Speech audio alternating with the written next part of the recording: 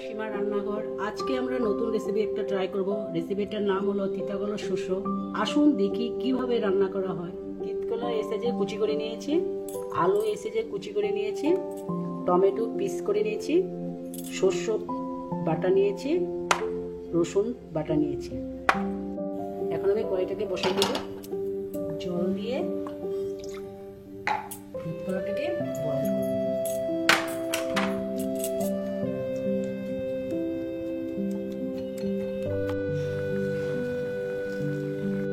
আমাদের তিতকলা এখন বয়েল হয়ে গিয়েছে। এখন বাটিতে নামিয়ে দেব, জলটাকে ফেলে দেব।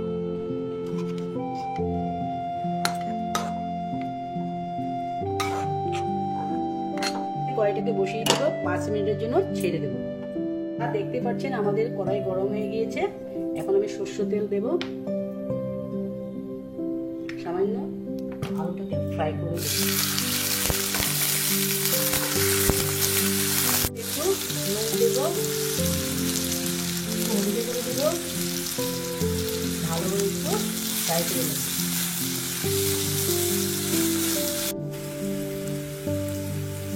দেখতে পাচ্ছেন আমার আলুটা ভাজা হয়ে গিয়েছে। এখন আমি একটা বাউলে উঠিয়ে রাখবো। আমরা তেল দেব, দেখতে পাচ্ছেন আমার তেলটা গরম হয়ে গিয়েছে। এখন আমি রসুনটা ঢেলে দেব।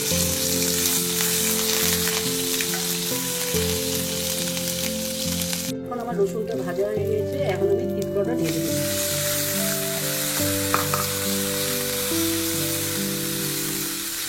আমি মিলিয়ে নিব।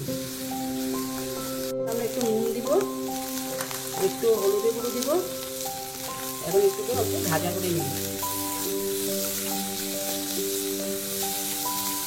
দেখতে পাচ্ছেন আমার তিতকলাটা ভাজা হয়ে গিয়েছে। এখন আমি কাটা টমেটোটা ঢেলে দেব।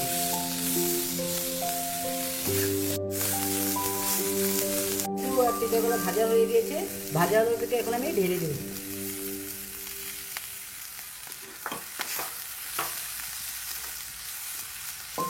লাল লঙ্কার গুঁড়ো দিব,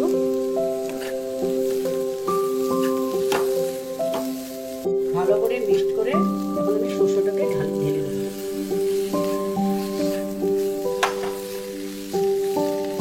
আমাদের মিক্স ভালোভাবে হয়ে গিয়েছে। পরিমাণ হিসেবে জল দিয়ে 5 মিনিটের জন্য কমে রেখে দেব। দেখতে পাচ্ছেন তিতকলা শস্য হয়ে গেছে। এখন আমরা প্লেটিং